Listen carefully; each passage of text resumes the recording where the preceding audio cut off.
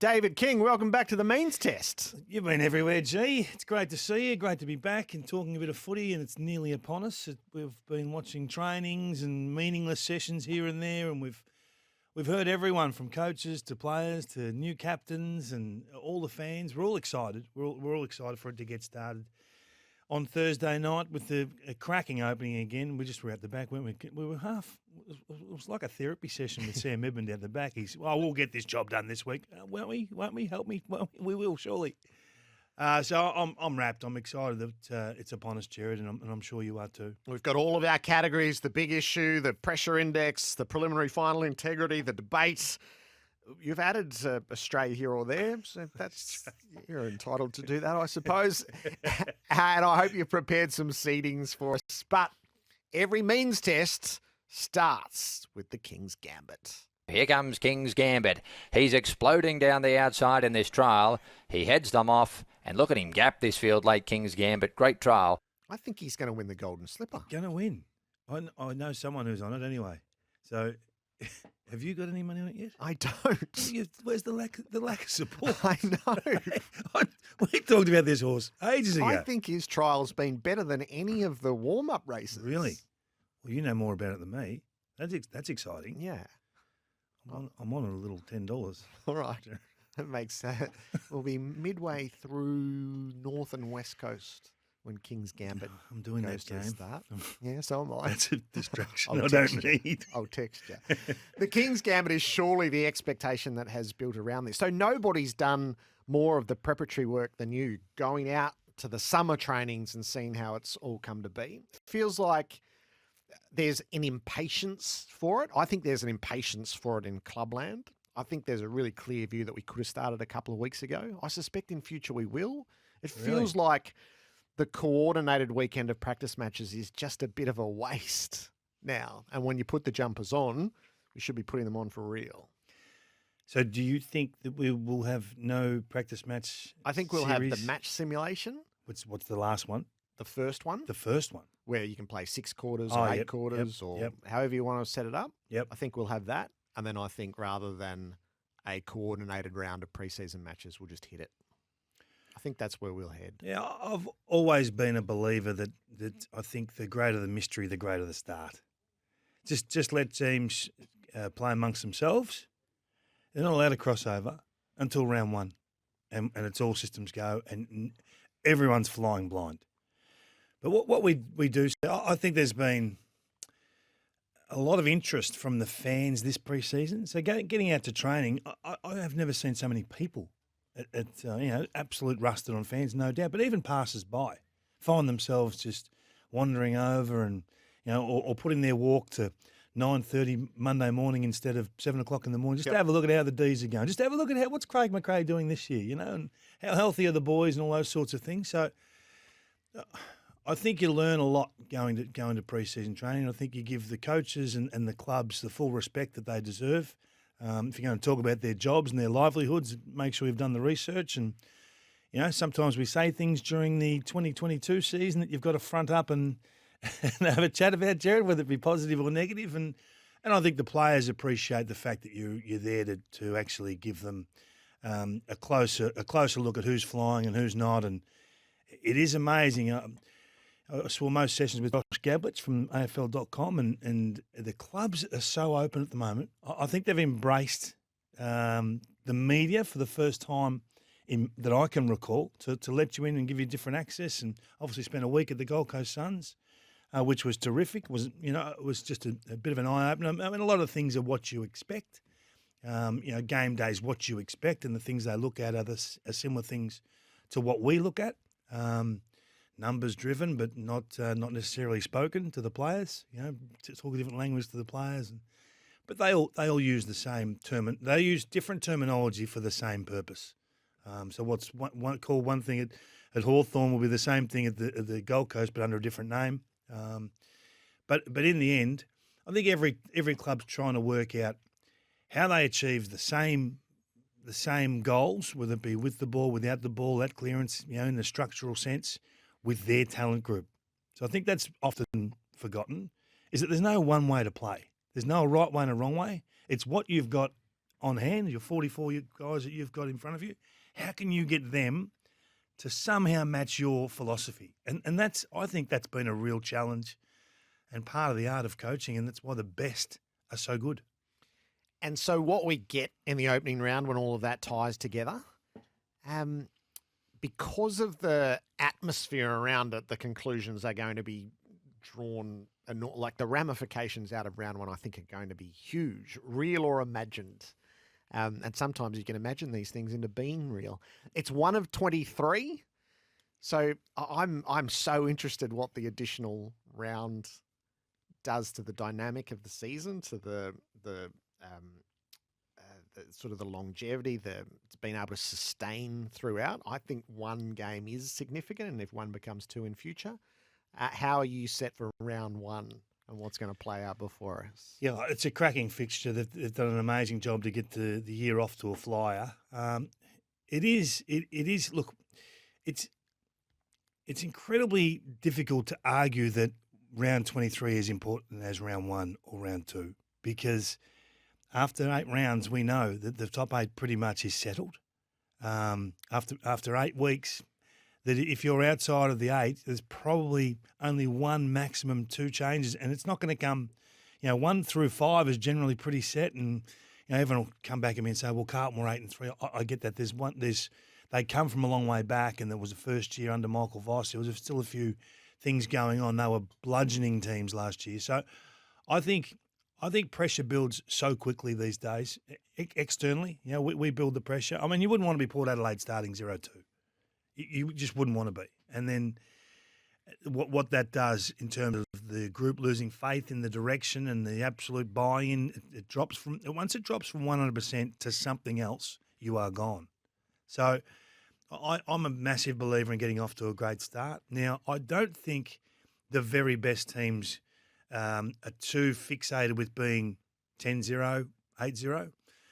They're pretty much trying to run 50-50 or marginally better. And then the back half of the year separates the absolute contenders from those that have made gains, but not necessarily are absolutely right there to win it. So you see, historically we see the premiership winner go on a run of 12 wins in a row or 10 plus. I think Geelong were like 16 or something. Yeah. So they go on a run that, okay, everything's in order. We've got our personnel in tune, and they maybe don't start the year as absolutely ripping 100% fit for the group. They don't run the risk of losing players from the group to be 100% fit. They'd rather have a higher level of availability and build as the year progresses. I think Richmond have done that for years. They've just maybe not been absolutely 100% ripping them apart on a knife's edge, session after session, and had them probably 90% fit, but had 95% availability, barring a few accidents and a few surgeries through the off-season. So everyone's trying to do the same thing, but do it in a different way. And our job is to try and work out what's working and what's not in real time, which can be difficult. And it, in the end, involves a bit of guesswork and a bit of your own philosophy. So whether we get it right or wrong, Gerard, who knows? But round 1 is very important, because if you lose, round 2 becomes a must. Yeah, I can't wait to get into it. I can't wait for Thursday night. All right, so why don't we do best bits? Because you're intrigued by point of difference across some of these teams. Yeah, it's something we've talked about a couple of years ago, really. If there's nothing different about the way you're playing, if you're playing the same brand or someone else's brand, this is an old discussion, you'll never catch up to someone playing their game. So everyone's talking about, GWS are going to play the way Richmond play. Well, if they do that, they'll never beat Richmond, because it'll take them 4 years to get the whole thing rusted on, and the game will change by then. Things will evolve, and there'll be a new mode or a new method or a little bit of tinkering from the other coaches that'll strip that method down. So I think there's a freshness in approach for a few teams, and there's asset pools that are different, and that's the fascination for me. And I think the one that jumps off the page, and everyone's talking about, is Bevo's big boys. Can 4 talls work? Now, I think this is coming in at the perfect time for the tactical sub. So they can go big, and if it's not working, start of the third quarter or halfway through the third, say, right, okay, this is not working. Which of the 4 or 5 is not performing today? sub him out, let's get the runner on. So this is absolutely, I think, great timing for the Western Bulldogs and Luke Beveridge, because there's no risk to it. You go with your strength, and if it works, you know what? You separate the game, because the other team are unlikely to have great matchups for all those tools. But everyone says, but if you don't mark it, it hits the deck and it's gone, which is true. There's evidence to say that's the case. But if it does work, they will win games in the first 45 minutes. If it's not working, they've got their work to do in the second half to get their run up and going. But no one will work as hard in football as the other two smalls in that Dogs forward 50. They will just be chasing and chasing and chasing because the bigs will drop off. But I think the timing for Luke Beveridge is absolutely perfect given the tactical sub. Yep. The point of difference that the Bulldogs are going to bring to the season, and early best bit. We've got thoughts pouring through around PFI, so preliminary final integrity. The grand final smash and expose the Swans' lack of big body mids, with Josh Kennedy no longer on their list. Who are their bigger bodied midfielders that can match it with Geelong or Melbourne's bigger bodies? I'm not saying that Melbourne will go through the season undefeated, but they won't be beaten. That's from you. Good material to get us started. I like that. Who was that one? Where did that come from? Hugh. Yeah, well done, That's Hugh. good, Hugh. And Tanasi, depends on the skew of the draw. Round one may not matter at all. Not sure what league you follow. This is the beauty of the draw. They're weight divisions. They are rounded up into weight divisions. Outside of the Suns and the Swans, who I suspect aren't in the same weight division, is those 4 points become separators against the like for like. Well, the Suns have got a pretty good record against the Swans. They do. Yeah, so that's. I just think in the quadrant of the ladder, Oh, they're yeah. not in the weight division together necessarily. Yeah, But that's not to say that I'm not saying they can't win. So if you had to choose a team that you wanted to play this week, so let me flip the conversation the other way. It's because it's not who you play, it's when you play them. Yes. Right. So look at the trough that St Kilda are in with just player availability right now. If you could choose one team to play this week, you're probably choosing St Kilda, and that's no slight on them as a club or anything like that or where they're at. But you want to be able to play teams when they're close to rock bottom with their talent pool, and that's where the Saints are right now, isn't it? So Fremantle have got a massive opportunity to grab that 4 points and get rolling and set the season away. Whereas if you're playing, say, who's at absolute peak fitness, you've probably got a Brisbane. Brisbane and Melbourne look like they're flying into the season. So it's a rough start for Port Adelaide, isn't it? Like if you could have your choice, you say, okay, you've finished 18th on the ladder. Who would you like to play round one? Yep. So this is just the luck of the draw. But you do feel for the St Kilda selectors this week that have probably got 29 players to choose from. And 10 of those would be first, second year. I'm very pleased to say, Kingy, that we have a sponsor throughout the year for the means joking. test. Jamison Irish Whiskey. Oh, now hang on. Who organised this? I like this. Yeah, I knew you Have would. they sent any little products in? Well, it's so I wonder if we should finish every means test with a little toast. Just a little. Jared, to get myself in here, I have to have one or two just to. Win a Jamison Sharon match ball through your local bottle shop today. So Jamison Irish Whiskey bringing you the means test throughout season 2023. The big issue and the pressure index coming up. David King, you've got a slightly novel twist on this for the debate. Which team will miss those outgoing stars the most? And so I'm looking at the Cats, and we talk about what Joel Selwood's going to leave in terms of the leadership void, the hole. And I know they've got great replacements, but they're not Joel.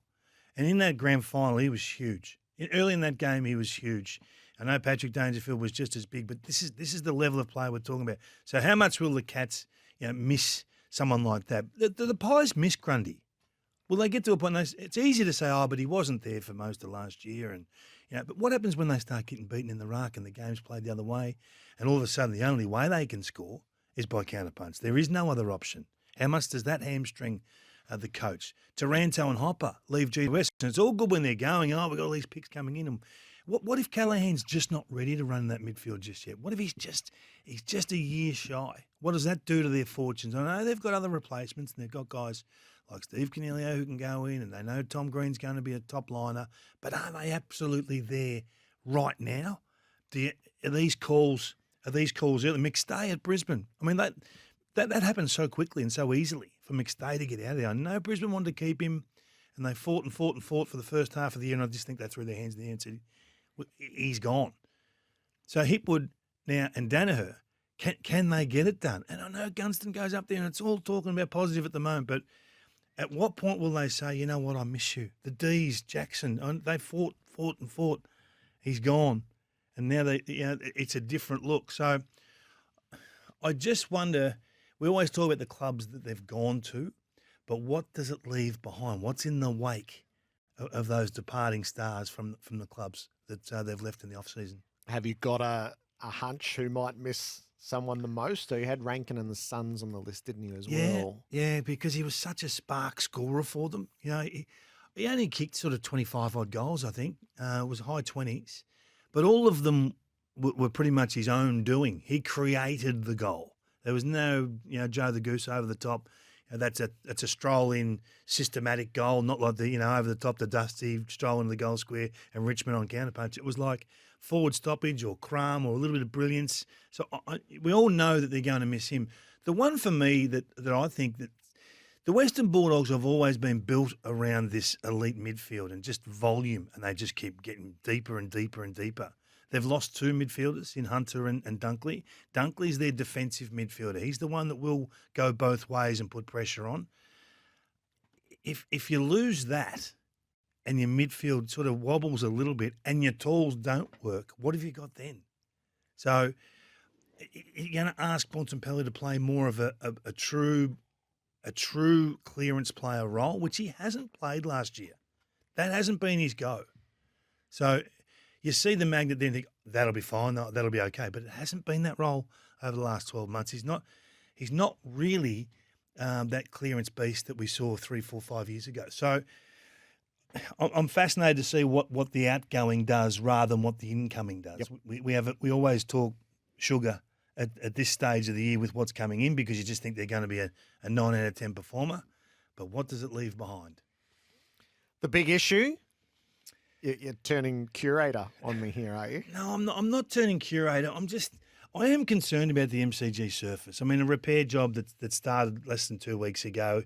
It's a massive race against the clock, and it just can't be cosmetic alone. And we'll see all the photos come out today, and the photos will look terrific. They will. There'll be green spray paint everywhere. There'll be seams everywhere. And they'll say, no, it'll bed in. It'll bed in. We're 48 hours out. It's not going to get too much time to bed in. The seams are what worry me, and I know this has got to be ticked off, and it's a workplace, and we've got to make sure that whoever ticks off on the viability and the safety of the surface has got a big job, in my opinion, because it always gets ticked off. There's never a doubt in that, because it is hard to turn up and argue with a curator who's been doing this for 30 years, Jerry. We're not going to the MCG on Thursday night, 95,000 of us only to be told, no, we're not happy with the grass, we're not playing. No, so they run the risk, don't they? It's a big risk to take, isn't it? I mean, Richmond and Carlton off the top.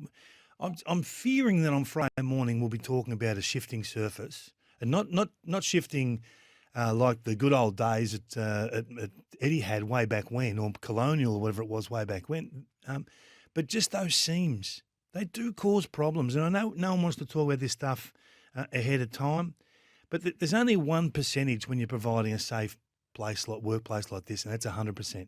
If it ain't 100%, you're running a risk. I just think the MCG have cut this way too fine. I don't think they're alone. The big issue could end up being, did Ed Sheeran and Harry Styles ruin round one of footy? Yeah, 100%. So there's risks taken everywhere, isn't there? But we've never seen as much of the MCG ripped up as what we've seen in the last 2 weeks. Yeah, it'll be interesting. There's been a calmness about it, and as you said, we're about to see the pictures of it today. Tim Watson's going to go out on the MCG. He may or may not take our phone call while he's there. I've just come from a Super Bowl where the surface was a huge issue. It was a skating rink for the most important game of their season, and the 100%. turf was absolutely unacceptable for what that game was, and it compromised various aspects of it. It was a major talking point. All right, so that's flagging a potential big issue Jared, with David can you King. imagine Friday morning? I think you'll come back on Friday morning. I know you're not generally in here on a Friday, but if something drastic happened on Friday, I don't want to mention a club, I don't want to mention a player because you don't want to moz anyone. But if you lose one player, it shifts a top liner. It shifts your whole premiership likelihood or your availabilities. So it does worry me. And I think this is a huge risk taken by the MCG that falls back on the first two games, which are the biggest games of the round, Richmond and Carlton and Geelong and Collingwood. I just think that's it's a risk we didn't need to take. Preliminary final integrity is one of our key categories. It's forecasting how a team plays and whether it will stack up in the hottest game on the penultimate weekend of the final series. What's in your mind for PFI to signal us into the season? Well, I think it served us so well, Jerry. We might even look at a name change. Mm-hmm. And I think that we've got teams that play fake footy that gives you a false read on all of your numbers. So if you chip the ball around and defend with time in possession and uncontested marks, you'll have a better looking score against column. The opposition might average 75 points against you, but really, does it take you anywhere? So last year, St Kilda averaged 103 marks, the Giants 99, West Coast 98, Essendon 98, but it took them nowhere, and it gave their back six a chance to sort of set up and all those sorts of things and play for territory.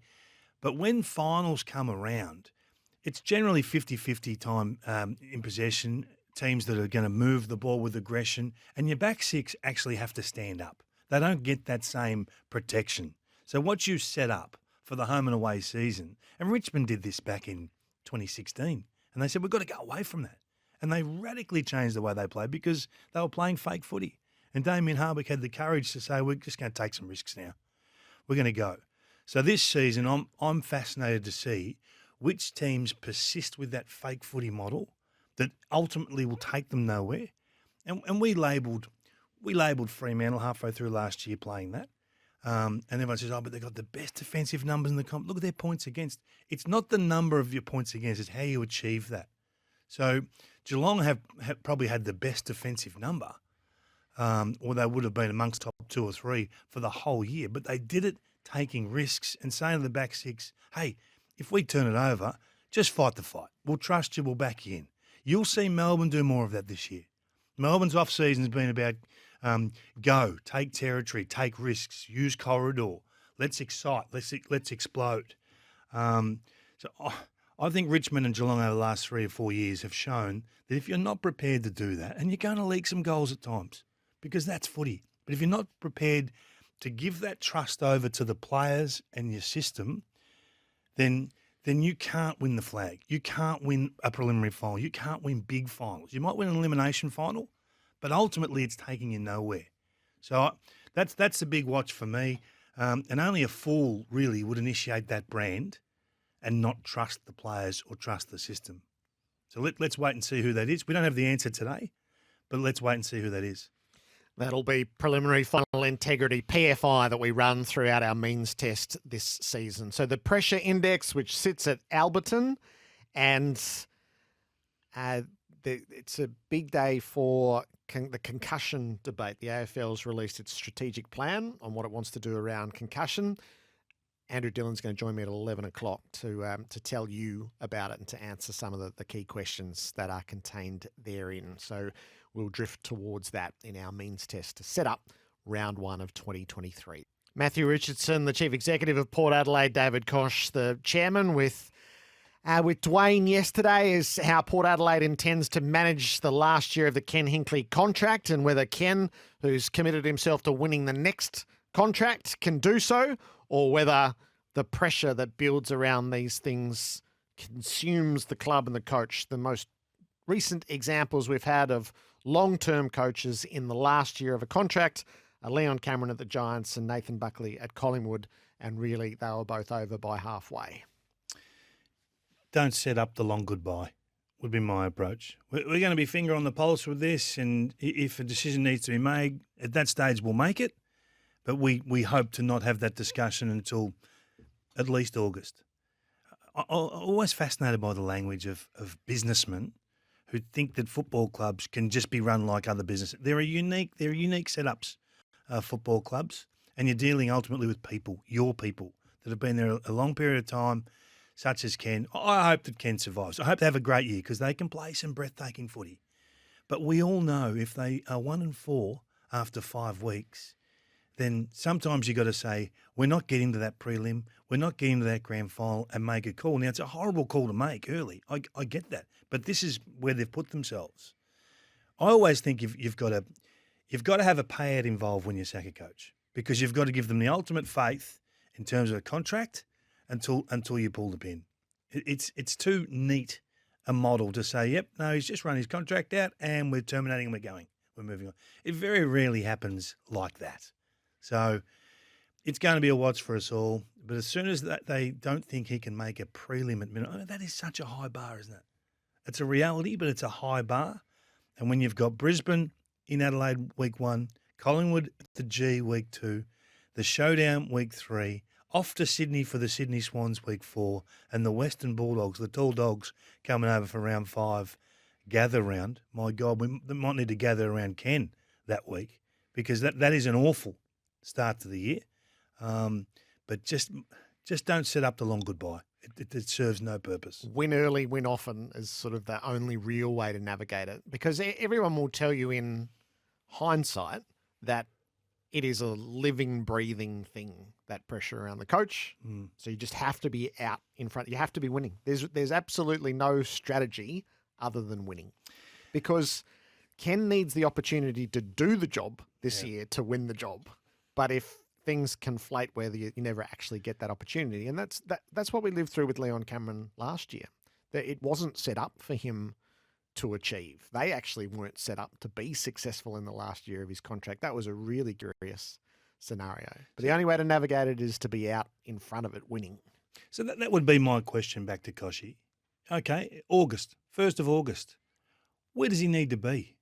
Like, okay, you're going to start that conversation, and it may result in a pat in the back. It may be a termination. What are the pros and cons? Where does he need to actually be sitting on the AFL table?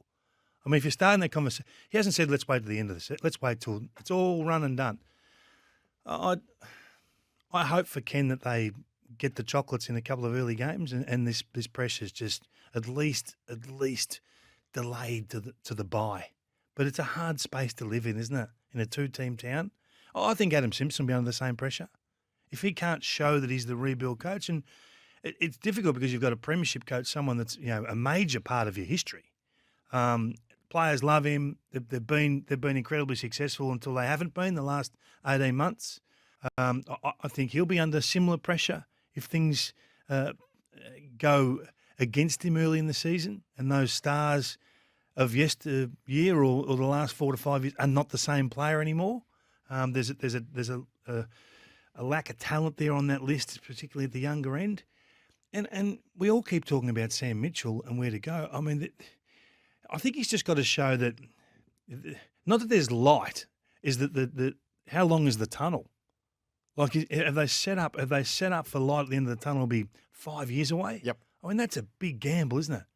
Not many coaches get signed to that sort of tenure without any real evidence of success. So they're the three for me that are under the hammer right now. Question time. You're going to introduce question time, eh? Question time, Jerry. The finger on the pulse. I don't mind this one. Finger on the pulse. So you can throw this at your week on week. You try and avoid my questions most of the hour. So the three wise men. We've got Clarkson, Lyon and Scott. Brad Scott have come back into the coaching ranks, and we're all talking about how quickly can they rebound, and how will the worm graph of those three track over the 2023 and the next 2 to 3 years. My question to you is not really about the short term. Of those three wise men, who wins the race to make their team or to get their team into the top 4? Oh, right. So that's what it's all about, isn't it? Okay. Yep. To give them the best opportunity to win a flag, you've got to be top 4. when can you see that happening, or can you see that happening for Clarkson, Lyon and Scott? Yeah. Well, if I was to roll a subsidiary question back first, Oh, see, you're too good. who of those three will be the longest serving coach in their job? Longest serving. 6 years, 8 years, 10 years, 12 years. Who Well, will I be think the longest serving in their job? they would all get 6 because something's gone horribly wrong if they haven't got 4 or 5, and you'd think things would be tracking well for all of them, given their knowledge. Yep. And an even run at the draft. So that's a tough question to answer. Who gets longer than that? My gut feeling, I think I would go with Brad Scott as the first to get his team to the top 4 on the basis that I still feel like they have the critical mass of early draft picks already who haven't been integrated into the right system. So